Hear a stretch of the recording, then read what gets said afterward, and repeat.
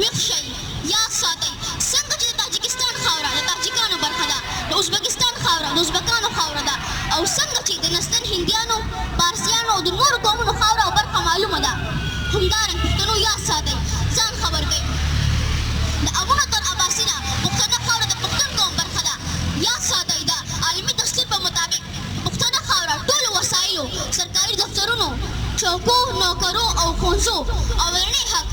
یاد ساتئ اولنی حق د پښتو او پښتون دی. یاد ساتئ د پښتنه خاوره مېشته د نورو قومونو خلکو او د هغوی ژبو ته د عالمي دستور په مطابق. یاد ساتئ د عالمي دستور په مطابق د پښتو او پښتون د سوري لاندې. یاد ساتئ د پښتو او پښتون د سوري لاندې د ژوند هر قسمه حق حاصل دی. یاد ساتئ پښتنو ځان خبر کړئ د نړیوال دستور په مطابق تر څو چې یو جوګه پښتون ځوان.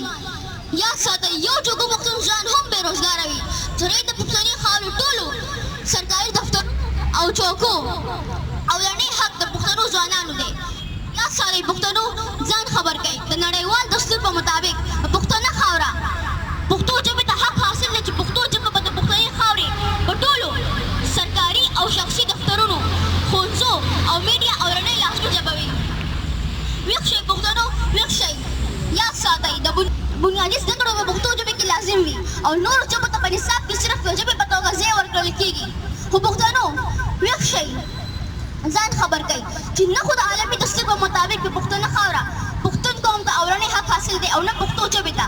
نه خو د عالمي دستور په مطابق د پښتنه خاوره په ټولو وسایلو د پښتون اولنی حق حاصل دی او نه د پښتو ژبې. نه خو د عالمي دستور په مطابق د پښتو په پښتنه خاوره د دفتر اولنۍ ژبه ده او نه بنیادي زده کړه په پښتو ژبې کې لازمي ده. ویښ شئ پښتنو، ویښ شئ. یاد ساتئ د نورو قومونو په شان